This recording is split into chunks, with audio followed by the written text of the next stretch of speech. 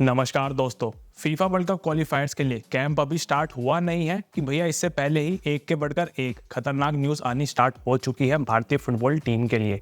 और ये ऐसी वैसी न्यूज़ नहीं है भैया।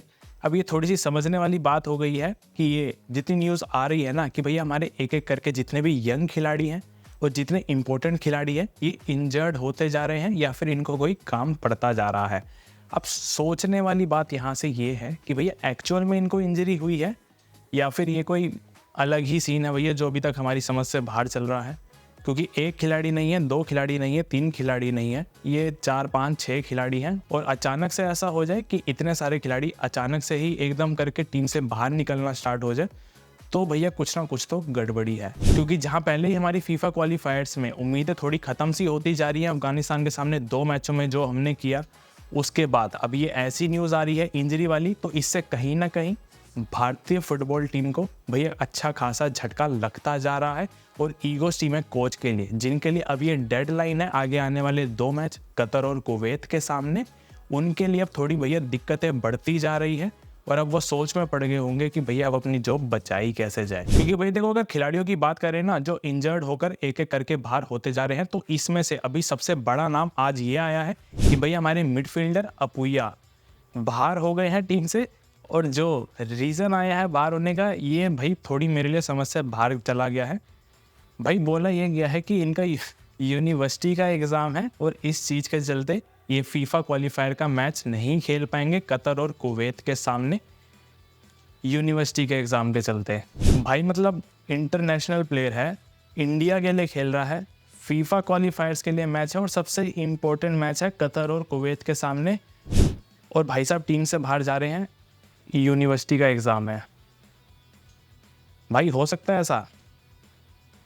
मतलब थोड़ी सी सोचने वाली बात होती है ये, जहाँ पर टीम को एक तरफ आपकी ज़रूरत है और आप ये कहकर जा रहे हो कि भाई मेरे यूनिवर्सिटी के एग्ज़ाम है। अगर भाई मैं होता ना फुटबॉलर या आप लोग होते तो आप लोग कहते भाई यूनिवर्सिटी के एग्ज़ाम वगैरह सब होते रहेंगे, हमारे लिए हमारा देश पहले है।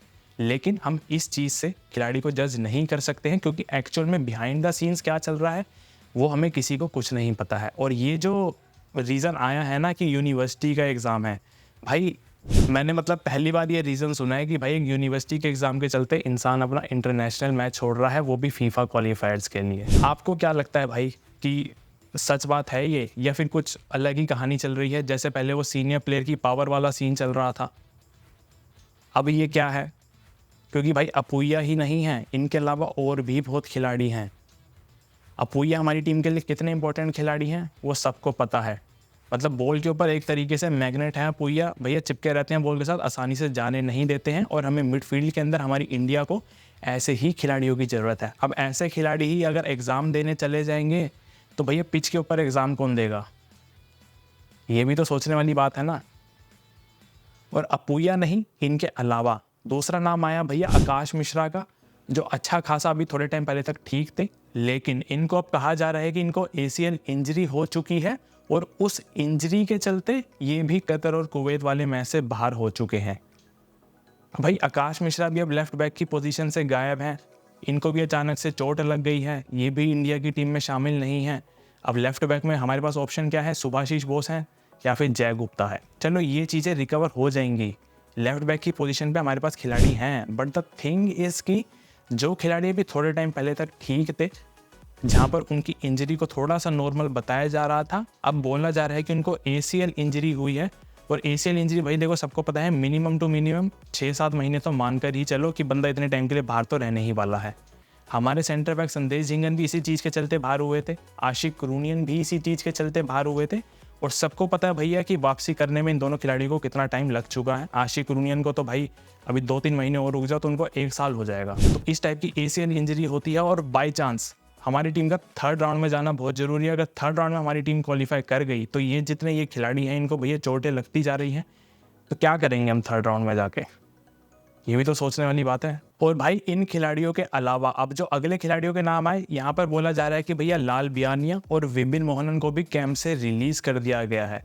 क्यों कर दिया गया है, किस लिए कर दिया गया है भैया, ये चीज़ भी अब समझ से बाहर है।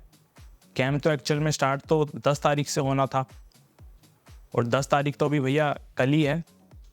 तो क्यों बाहर हुए हैं, किस लिए बाहर हुए हैं, ये भी हमारे कोच साहब भी अच्छे से जानते होंगे। भैया लाल बियानिया को तो कैसे बाहर कर सकते हैं कोई, जो बंदा आई लीग के अंदर भैया पूरे रिकॉर्ड ब्रेकिंग सीज़न लेकर आ रहा है, सुनील छेत्री का रिकॉर्ड तोड़ रहा है, जिनको मैं उम्मीद कर रहा था कि भैया स्टार्टिंग 11 के अंदर सीधा स्टार्ट दे देना, सुनील छेत्री बाद में आके एज अ सब्स्टिट्यूट खेल लेंगे। तो वहाँ पर भैया उन्होंने लाल बियानिया को ही सबसे पहले बाहर कर दिया है। उनके साथ विपिन मोहन, जो इतने एक्साइटिंग टैलेंट है केरला ब्लास्टर्स की टीम के लिए, जो मिडफील्ड में अच्छा काम कर सकते थे, वो भी भैया बाहर हो चुके हैं।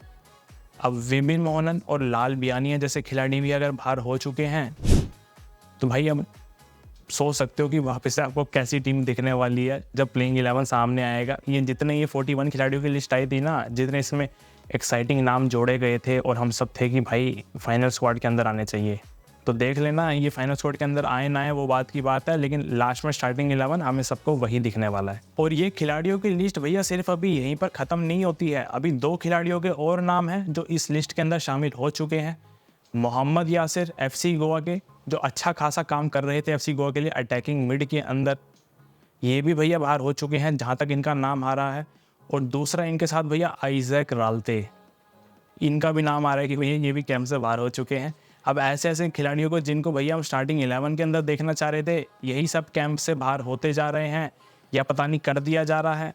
तो भाई क्यों कर दिया जा रहा है, ये चीज़ समझ से बाहर है। आइजैक राल्ते जैसा एक्साइटिंग खिलाड़ी ओडिशा FC के लिए कितना ज़बरदस्त फॉर्म में रहा है, अच्छे खासे असिस्ट बनाए हैं, गोल स्कोर किए हैं। मोहम्मद यासिर का भी सबको पता है।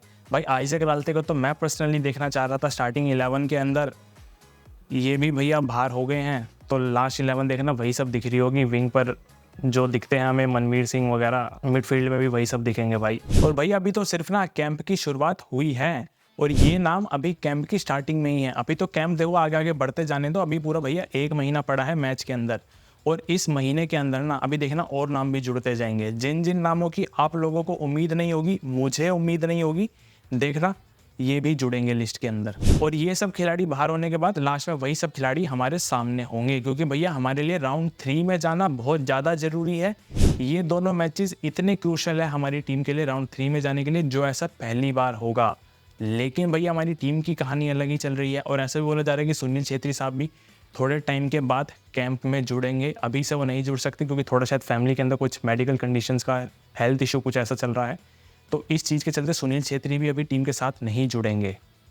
और टीम का भी जिस हिसाब का भैया एटमॉस्फेयर अभी से ही दिखना स्टार्ट हो गया है ना, तो थोड़ा सा एक्सपेक्ट करना मुश्किल हो सकता है अब टीम से कि राउंड 3 में टीम पहुंचे। तो ऑल राइट गाइज यार, आपके क्या व्यूज़ हैं इस चीज़ के ऊपर कि ये जितने खिलाड़ी एक एक करके बाहर होते जा रहे हैं अचानक से, स्पेशली अपूया वाला केस यूनिवर्सिटी एग्ज़ाम के चलते, क्या समझ आ रहा है आप लोगों को इन सब चीज़ों से? भाई कमेंट सेक्शन में बता सकते हो, मुझे भी थोड़ा सा भाई जानना है कि ये क्या हो रहा है, क्यों हो रहा है और किस लिए हो रहा है, और इंडियन फुटबॉल के साथ ही क्यों होता है भाई। तो कमेंट सेक्शन में भाई ज़रूर बताना, और वीडियो पसंद आए तो वीडियो को लाइक कर देना, चैनल को भी सब्सक्राइब कर देना, ताकि आगे की वीडियोज़ आप लोगों के पास आती रहे।